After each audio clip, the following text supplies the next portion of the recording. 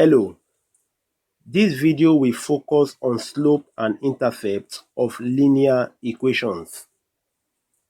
Linear equations can be expressed in different forms. One of the forms is the slope-intercept form. In the slope-intercept form, a linear equation is written in the form y equals mx plus c, where y is the dependent variable, m is the slope or the gradient, x is the independent variable, and c is the y-intercept. All linear equations can be represented in this form. Let's take some examples to express some linear equations in the form y equals mx plus c. Now, our first example. Given the equation y minus 2x equals 7, number 1, represent the equation in the form y equals mx plus c. And number 2, find the slope and the y-intercept. So in this question, we're given the equation y minus 2x equals to 7. So what you are going to do here is make y the subject of the formula. So I'm just going to move minus 2x to the other side of the equation. So I will have y equals 7 plus 2x. Okay, then I can rewrite this as y equals 2x plus 7.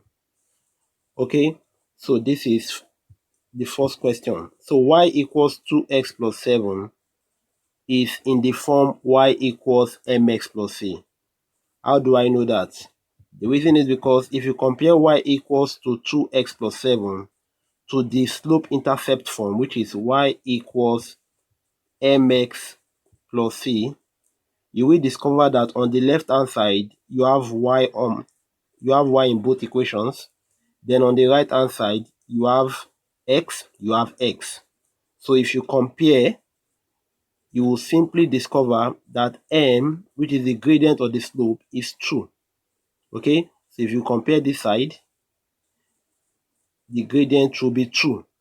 Then if you compare the other side, that is c and 7, the intercept, that's the y-intercept, will be 7. So for this question, the slope or the gradient is 2 and the y-intercept is 7. Let's take another example. Now, example 2.